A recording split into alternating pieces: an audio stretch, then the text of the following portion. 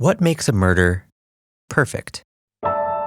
What elevates a murder from a regular ho-hum killing to a crime so gruesome and compelling that it deserves its own podcast? Does a murder like that even exist? Is it somewhere out there, waiting to be found the next time I open a letter from a convict, or the next time I rest myself out of bed at 2 a.m. to check the Google alert I set for the word decapitated? Or is it just a fantasy, a wild goose chase that will end in nothing but run-of-the-mill kidnappings, dull acts of sexual bondage, or the same old mass murder suicides that say nothing about the fabric of America in the 21st century? Is it all just a beautiful dream? I'm David Pascall, and I've been asking myself these questions for years. For the first time, I finally have some answers. Hey, Ethel. Hello, David. What would you like me to do today? A. Go online. B. Access my homicide locator function. C. Send email. D. Play music. B. Okay, David. Retrieving homicides. This is Ethel. That stands for Extremely Timely Homicide Locator, by the way. Ethel's a supercomputer.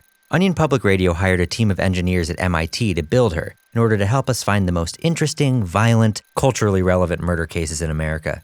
We've programmed Ethel so that not only can she comb through thousands of murders in a matter of minutes, double homicide, murder-suicide, suffocation, satanic ritual, poisoning. but she can also update her own code based on what would make the most incisive, critically acclaimed OPR podcast. She's always learning. David, I have some murders that involve the resentment of the white working class. Would you like me to print to North Printer?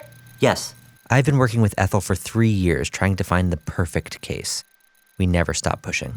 Homicide 30971B, Joshua Diamond. Kidnapped by stepfather in 1987. Severed head found in laundry machine. Ethel, can you set a filter for female victims only? Ethel's settings can be adjusted to search for any number of factors. For example, we thought we had found our podcast when Ethel located the case of a girl who was raped and killed on the night of her 16th birthday, but we thought the situation didn't say enough about the decline of the middle class, so we changed the algorithm. Update complete. Please restart computer. Then, about a year ago, we thought we had it.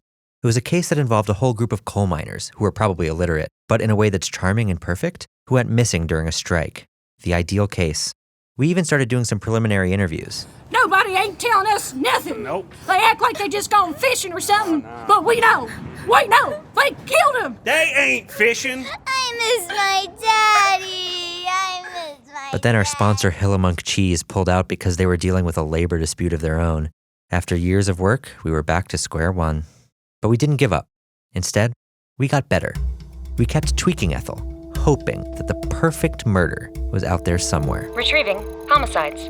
Then, finally, after years of searching for the perfect murder, a murder that's engrossing and mysterious, a murder that perfectly reflects our nation's current economic and social conditions, a murder that comments on the past and future of intersectional feminism, a murder in which a really hot white girl dies. Homicide 9924R, Hayley Price. We found Hayley Price. Hayley Price was a typical 17-year-old with big dreams and clear skin when she was killed. She was a high achiever, a debate champion, a prom queen, a doting girlfriend. But Hayley also excelled at being murdered. One chilly Thursday morning in May, Hayley was found on the floor of the local bottle cap factory that her father worked at. What's more, she was dead. Hayley's case fulfilled every one of the requirements we had plugged into Ethel.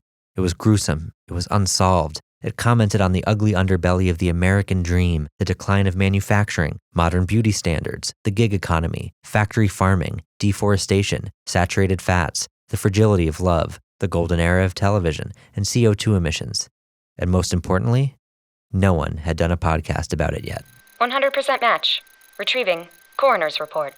The coroner's report the Bluff Springs Police Department provided states that Hayley Price was shot 3 times in the head. She had multiple stab wounds. She was strangled and smothered with a pillow. She was soaking wet and had clearly been drowned. She had dirt of the same composition found on Mars under her fingernails. She had been dead for 7 hours when her body was found, but her fingernails had been painted 15 minutes ago. She was wearing the class ring of a boy who wasn't her boyfriend Brian, even though he's a great guy and deserves way better. She had scratches on her arms and a bite mark on her leg. She was wearing a shirt that, according to her best friend Alex, was super ugly and not her style at all. Her hair had been cut into a Beatles mop top. So what happened to Hayley Price? And how can I get in on it?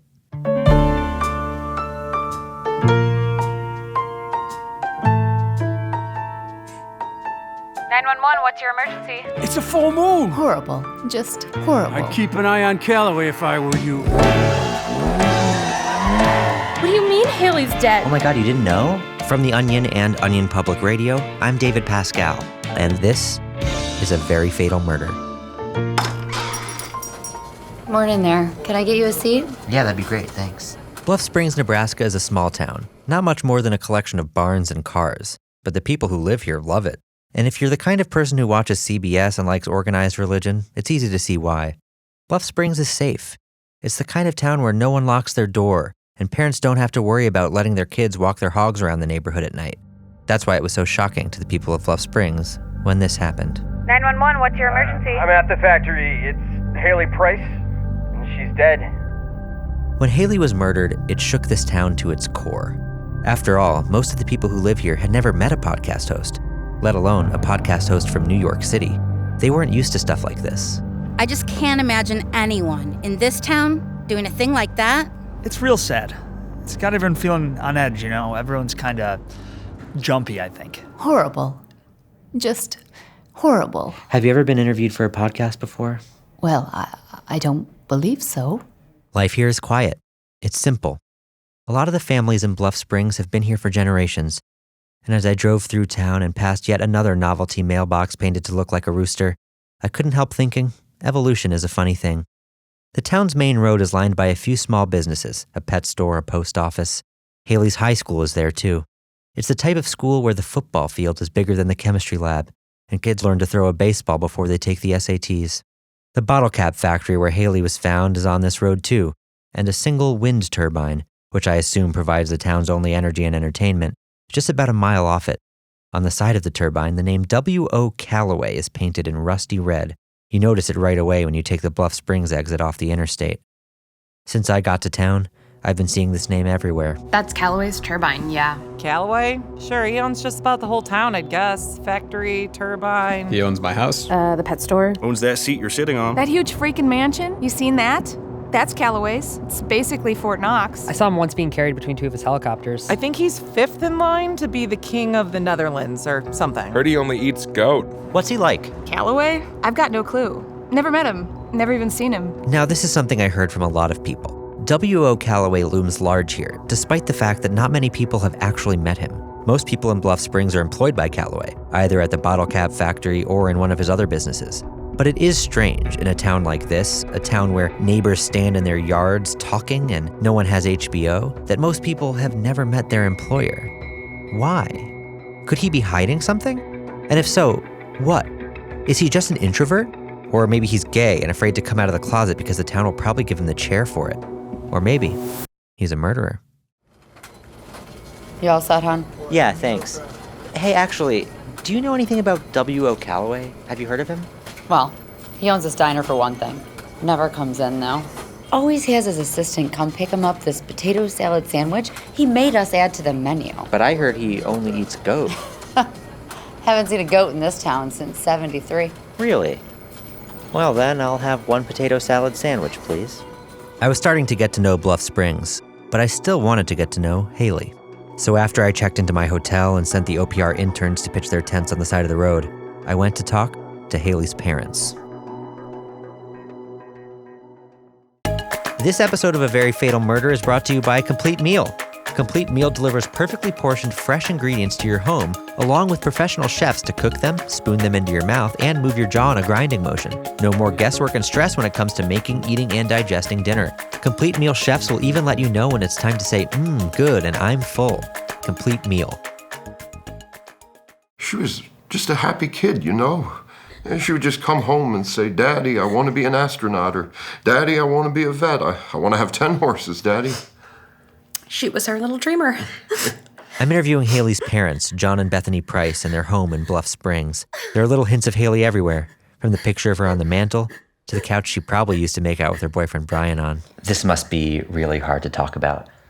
It's been the worst month of our lives, as I'm sure you can imagine. Yeah, you must have cried so much. Yes. I just wish I could have been there. Hayley was she was this bright light in everyone's lives. And she was going to be a vet. She wanted to go away to vet school and then come back and open a practice here. She worked at the pet store. She just loved animals. And people, too. Would you mind passing me that box of tissues? Actually, your sniffles are coming through really well on the mic, so let's just stay on this. Mr. Price, would you mind talking more about Hayley's hopes and dreams for the future? Well, she was going to go off to college. Had her pick a school. Oh, did she apply to NYU? That's my alma mater. No, she was going to stay in-state. Hayley was really a homemaker. Oh, that's a shame. I really think she would have loved it. The Prices seemed to be responding really well to memories of their dead daughter. So I asked them to show me Hayley's room, which they had kept perfectly preserved since her death. It was a typical 17-year-old girl's room, plastered with photos of Hayley and her friends, pictures drawn by the little girl she used to babysit, and magazine clippings. She was really an artistic kid. She loved music. She liked buying all the fashion magazines. And she was always, cutting pictures out and changing her wall around and all that. Yeah, I was kind of an art kid, too. I mean, I definitely hung out with everyone. I could easily jump between groups, but art was probably my main thing. Oh, was that Hayley at prom last year? Yep, there she is. The prom queen herself. She loved taking pictures of her friends. Oh, and there's Orlando Bloom. Yeah, he's great. And now it's time for a word from our sponsor, BoxBox. Actually, would you mind just reading this? What? And if you have any personal experience using BoxBox, you could add that if it's positive, of course. BoxBox is the service that sends a brand new box to your door every month. With BoxBox, you'll never need to drive hundreds of miles and pay hundreds of dollars for a box again. Sign up for BoxBox by going to BoxBox.com and entering our promo code Hayley for 10% off your first BoxBox. BoxBox. Is that okay? Awesome. Have you ever ordered these? No. Oh, well, let me know if you do, because I think if you order one, I get one for free. I was starting to get a more complete picture of Hayley. To the people who know her, she wasn't just a perfect murder case. She was a girl with dreams of leaving her middle-of-nowhere town and traveling to New York City. She dreamed of attending cultural events and literary readings. But that dream will never become a reality. Never will Hayley return home after a long day of freelance journalism to her live-in boyfriend and miniature poodle. Never will she lie on the roof of her Bed-Stuy walk-up with her college friends, taking in the glory of the city around her. Her life was cut short. And for what? After talking to Hayley's parents, I knew what I had to do. I had to make the best podcast ever produced. I had to get more downloads and iTunes reviews than any podcast in history. I had to win awards. I could not let Hayley die in vain.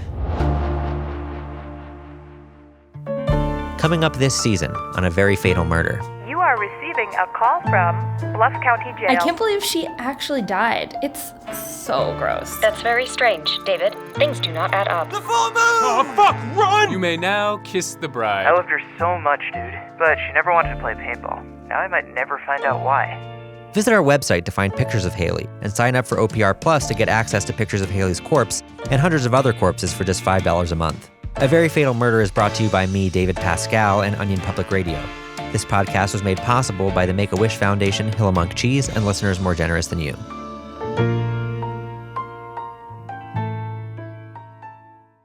You've just heard The Onion's award-winning journalism. Now hold it in your hands. Subscribe today and receive 12 monthly newspapers delivered straight to your mailbox. It's like a podcast episode you can read. You can read, right? Go to membership.theonion.com to find out now.